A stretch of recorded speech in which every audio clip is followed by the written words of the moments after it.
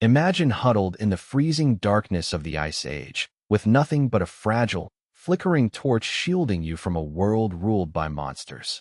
The wind outside is a screaming blizzard, capable of freezing a human solid in minutes. You need shelter, and you need it immediately. But as you step into the mouth of a massive limestone cavern, the air grows thick with a heavy, musk-filled stench. Suddenly, from the pitch-black abyss, two giant, glowing eyes lock onto you, accompanied by a low, vibrating growl that shakes the very dust beneath your feet. This is the territory of Ursus spelaeus, the prehistoric cave bear. Standing over 11 feet tall on its hind legs and weighing more than a ton, this massive apex mammal was a literal fortress of muscle, fat, and bone. For thousands of years, early humans didn't just cross paths with these giant beasts by accident.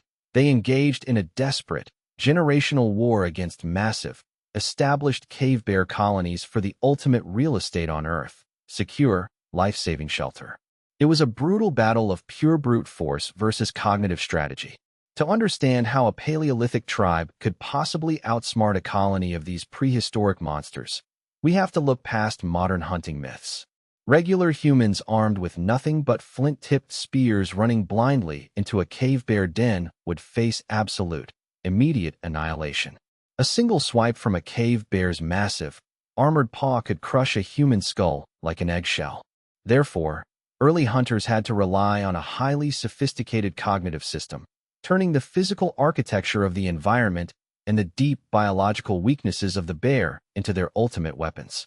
They didn't hunt these giants in the open forest. Instead, they waited for the dead of winter when the massive colonies entered their vulnerable state of deep hibernation. This was the dark, tactical reality of Paleolithic survival.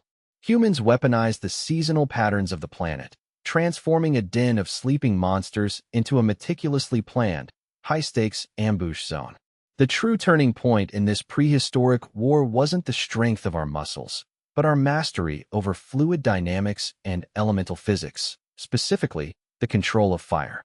In the claustrophobic, narrow chambers of a cave system, fire was much more than a tool for light. It was a deadly tactical weapon. Paleolithic wayfinders would carefully analyze the airflow inside a cavern before launching an attack. By gathering damp green pine boughs and setting them ablaze near the low-lying entrances, they generated massive, choking clouds of heavy carbon monoxide smoke. Instead of fighting the bears hand-to-hand, the tribe used the cave's natural architecture as a deadly chimney, pushing the toxic smoke deep into the hibernation chambers. The sleeping giants, trapped in their narrow stone bottlenecks, were silently suffocated or driven into a panicked, disoriented rush toward the exit, where a synchronized wall of sharpened wooden stakes and heavy stone traps awaited them. The global climate of the Ice Age left no room for error. As glaciers advanced, pushing both humans and cave bears into the same narrow valleys, every limestone cavern became a premium prize.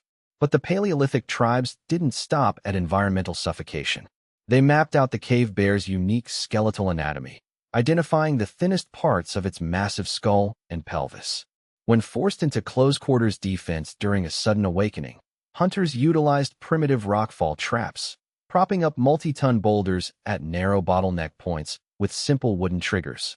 A single tug on a fiber rope would bring the raw weight of the mountain crashing down on the apex predator. This wasn't a game of luck, it was systematic engineering.